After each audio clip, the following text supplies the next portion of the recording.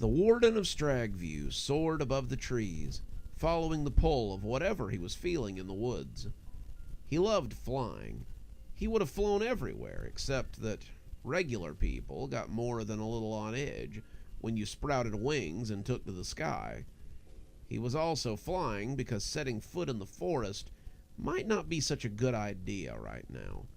The things that lived here wouldn't let him stay for long, but he supposed that if he were deep enough in the woods, it would take them time to find him. They had been his friends once upon a time, but he supposed they had found a new master now. No matter. He'd command them again after this nonsense was taken care of. He saw a movement below him and decided that it might be time to see what had brought him out here. The hole was still farther up, but he could feel the presence of someone like him closer to the ground. It was a presence he knew well, and he decided it might be time to say hello. He folded his wings and dove, coming down like a meteor as he landed amidst the trees. He was quiet for a moment, judging exactly who it was walking through the woods. But when they broke cover and came to say hello, he recognized them almost at once. "Big brother, what a pleasure it is to see you." The warden snorted. "You were always such a bad liar, little brother. How is it that I find you here so close to our sister's territory, and in my own territory, no less?" Mr. Seraph grinned. "I have come seeking the security that one finds amongst their family. You remember what that's like. In our lowest times, we always seek out those with familial ties." The warden laughed. "Running from something, I suppose." Mr. Seraph returned the laugh. "Yes, indeed. You always could see right through me. And always will. What brings you into the woods tonight?" "I felt pulled by something I could not name. Same as you, I would wager. Would you like to walk with me? I think we might find answers we both seek a little further along." The warden thought about it and finally shrugged. "Why not, I suppose? It's been a while since the two of us walked together. How goes your business ventures?" "As well as could be expected.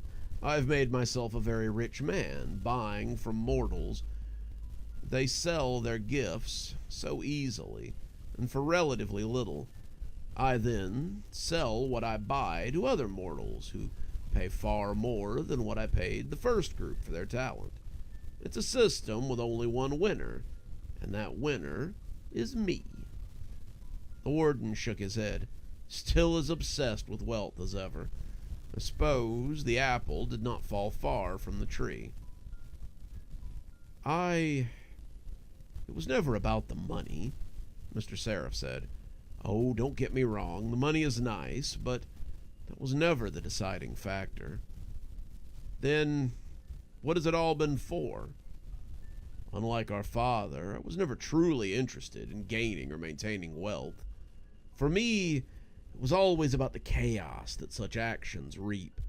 Watching the mortals realize what they've lost, watching them scramble to get it back, watching the disappointment and rage when they realize it will never be theirs again. Such things are far greater than any wealth I might ever make off a single transaction." The warden chuckled, and it sent night birds scattering into the sky. "Suffering! Now that is a meat that I have always liked the taste of. We should do business together sometime. I've set up quite a little mill further up the road. If suffering is what you want, then I have a banquet indeed." Much like many of the mortals I do business with, I prefer my suffering cage-free. Free-range suffering is just so much more delectable. If you would be willing, I would be happy to do business with you, though.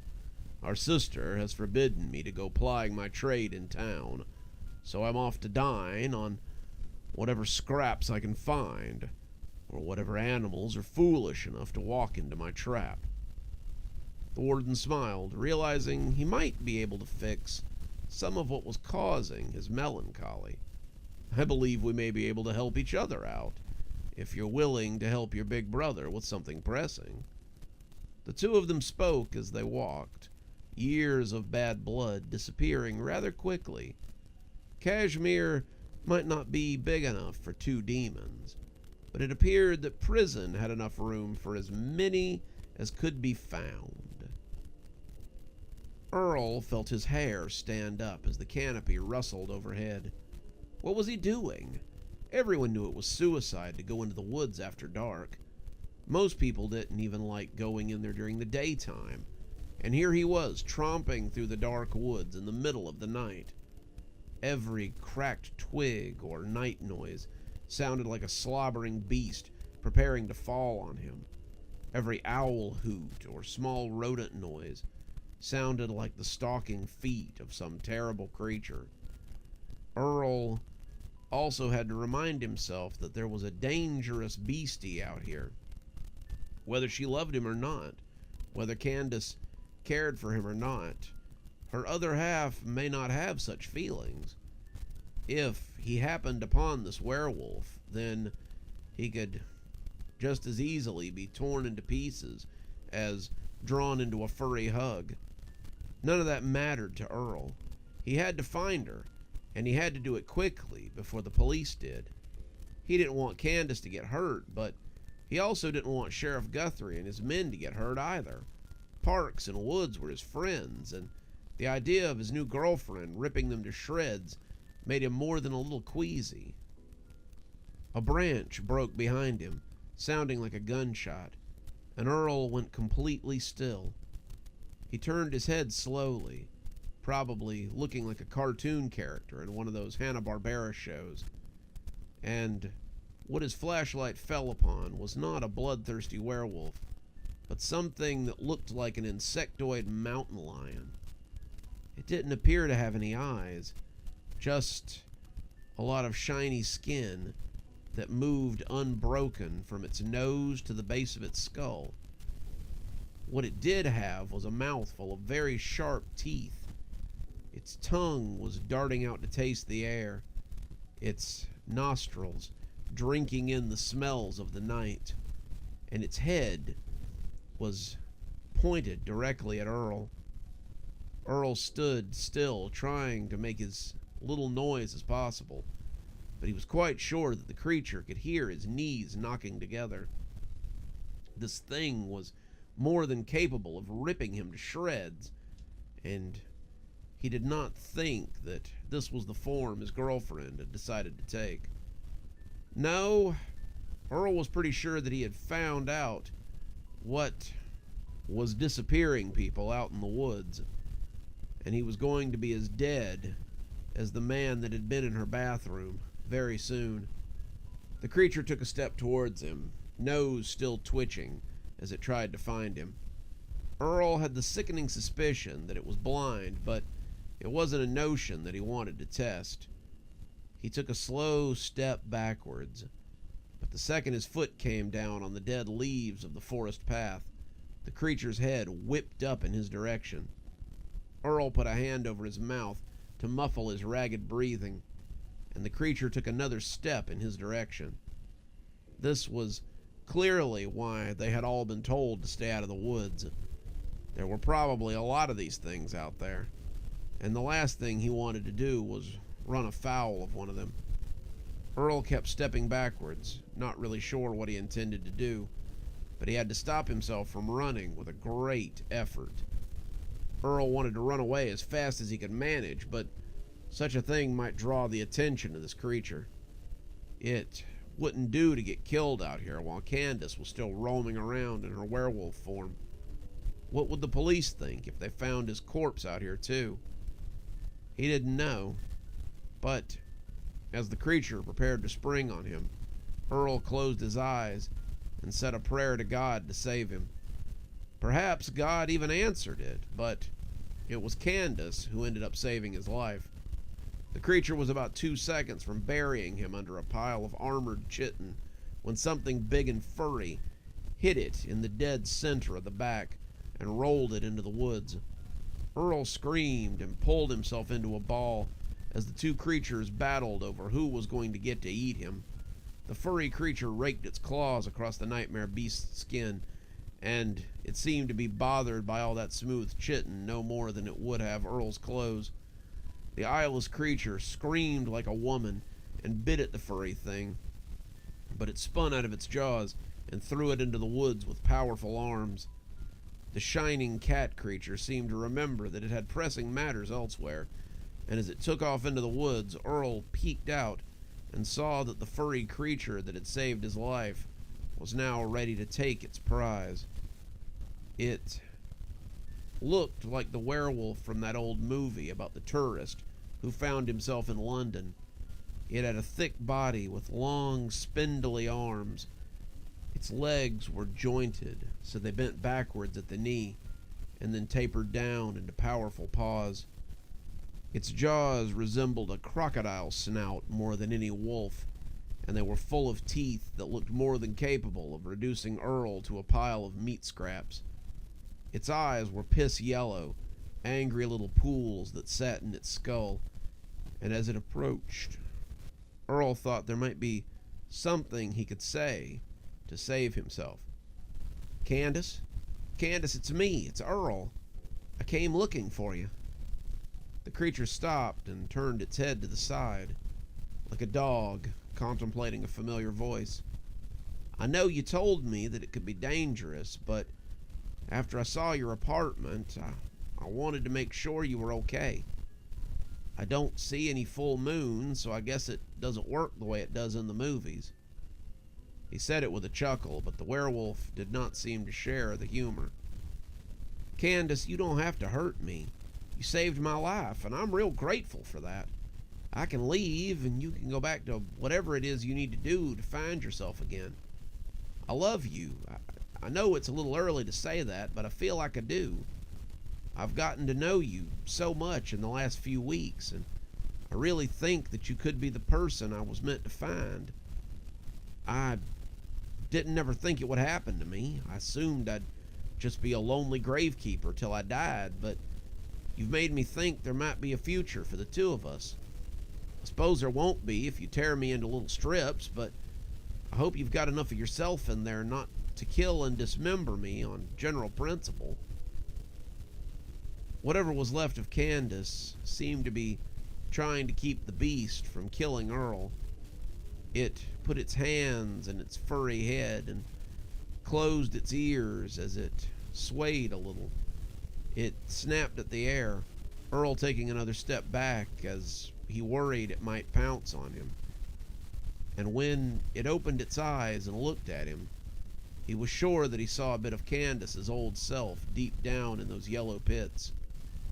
"If you let me go, I'll take you out to lunch tomorrow. Scout's honor.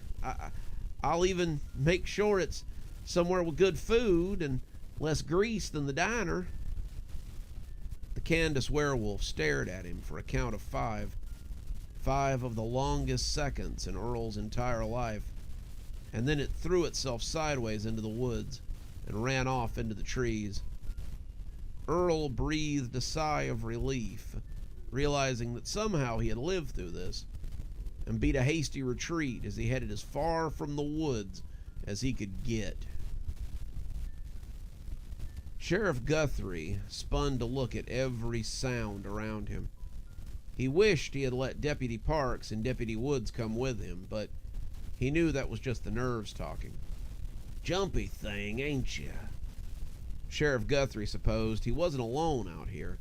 He had the ghost of Sheriff Masterson to keep him company. He supposed that Sheriff Masterson would be the one to watch him get eaten up by whatever it was that lived out here, as he told him what a fool he was. That would be fitting somehow, he supposed. The old ghost had told him how he was going to wind up in an early grave, and now it appeared that was going to come to pass. "You know you'll never find that gal if she's out here." Sheriff Masterson was trying to get him to give his position away to whatever might be out here, and Sheriff Guthrie was not going to let him get him killed. "More than likely, you'll just trip and fall in a hole and break your ankle and starve to death out here. Sheriff Guthrie continued to ignore the old ghoul. He could practically hear the frustration in his voice. You just gonna ignore me the whole time? Or are you going to... Will you shut the hell up? Sheriff Guthrie breathed through his teeth. It's not enough that I have to trample through the dark woods in the middle of the night, but I also have to listen to your endless bullshit. Is that so? Sheriff Masterson retorted. Well, maybe you're out here because I sent you out here. Did you ever think of that? You? Just what the hell would you send me out here for? Maybe it's exactly where you need to be to get me off your back. Did you ever stop to think about that? You felt the pull ever since you watched that creature jump out the window. Don't deny it, because we both know better. You felt drawn to this place, and perhaps tonight you'll get the chance to make sure your town is finally safe. I don't believe that. Doesn't matter what you believe. The facts are the facts. Sheriff Guthrie would have said more, but he heard people talking up ahead and decided it might be best to keep his trap shut. He got low, gun at the ready, and when a pair of well-dressed fellas came around the corner, they both jumped as he stepped into their path with his gun raised. He put it down again when he recognized the two of them. One of them, a person he knew quite well.